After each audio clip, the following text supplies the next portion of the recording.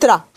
Chitra, that question. Chitra, the BJP is saying, and very rightly so, the data is the election commission's. You're saying, why are you doing a fact check on us? This is not a fact check on us. This is a fact check on the election commission. Question them, because this is their data and then it is their data that is wrong.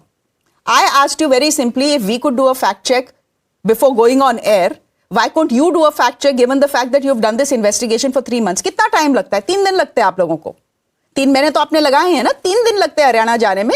And just to go to these 22 women and see who are genuine voters and who are fake voters. If out of 22 we went to just 7 and all 7, one was dead and all 6 actually voted alive in the Haryana elections with their own pictures on their voter IDs.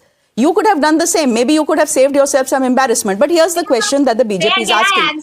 Ek minute, Chitra, but here's the question the BJP is asking. They're saying, if the election commission data is wrong, and if this is the election commission data genuinely, then just put it in an affidavit.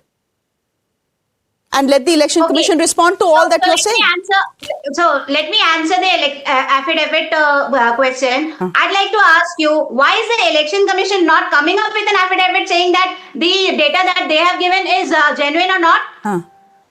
We have asked the data from the election commission, the 7 lakh records or the 9 lakh records we have gotten from the election commission, and which is why we are investigating that respective thing. Why is the election commission not saying that the data that they have given is wrong? They have to give an affidavit. So this is not on us. And secondly, you are looking at this entire thing in a very wrong manner, from a very wrong angle. Bolo. You are going to the voters. We are saying that the BJP has been able to create a space of 22 voters in the voter list by keeping the Brazilian model's photograph, and somebody else could have also, voted in her place. No. You understand the difference? Could have. Do you have proof? Yes, they have? Because you said 101% proof. And of the 7 that we could go to in our limited time, we found that these voters were genuine. Please understand, they are 2 different things. You have the duplicate voters as well. 19 lakh, there were duplicate voters. And you have such people who have wrong photographs as well. So you are going to the genuine voters. We are saying that the BJP has created an entire space with the Brazilian model as an example, wherein people could have, voted in her name. That is what we are saying. Where is the scrutiny? Where is the check? Could There's have. No scrutiny, there's no Do check. you have any proof that they did? You think the election was compromised, but you have to give us proof that the election was compromised. So far, you have not given us proof. Why is everything our responsibility to prove? Karan, why is it the Congress's responsibility to prove vote chori?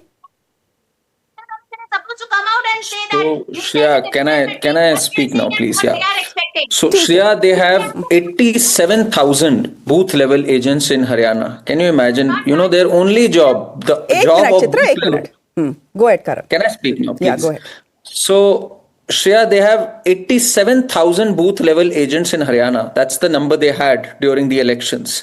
Their only job is to point out a concern in case there is a concern. In fact, they signed Form 17. Form 17 has 2 parts, Form 17A and 17C. 17A is signed after the after the voter list on the day of election, and 17C is signed once the election is over. They did not express any concern. They accepted it. And now, suddenly, after 1 year, Rahul Gandhi wakes up and has this epiphany that the election was stolen from us. I mean, they've thrown their own booth level agents under the bus. What kind of a fakery this is happening? This H stands for hoax, Shreya. That's all this H stands for. This is no hydrogen bomb. This is a hoax bomb. And look at the series of events. When he raised what happened in Mahadevpura, he was pulled up by K.N. Rajanna, his own party person, who said it was our government, our staff working under it. What were our booth level agents doing?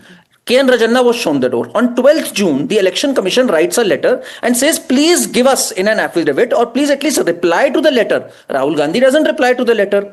The Election Commission then requests him, please come up. But I think according to Rahul Gandhi, it's the Election Commission that should show up at his door. 300 people, not Rahul Gandhi, 300 people stormed towards the Election Commission office. Can you imagine? This man knows this is a lie, but he's using it as a deliberate tool for us to undermine every single institution of this country, for us to have no faith in any of this institution. He knows when he dived into that pond in Bihar, he knew that it's the Congress party that is diving to these abysmal depths. He knew about the plunging fortunes of Congress party, and now he has this bahana. He has this bahana ready. This is the first exit poll of Bihar. When Rahul Gandhi came up with this 24 hours before the first votes were cast, they've lost this election. They've thrown in the towel. Okay, so you mean the press conference was Rahul Gandhi's exit poll, quite literally. Absolutely. Ashutosh Mishra, let me just come to you as someone who supports the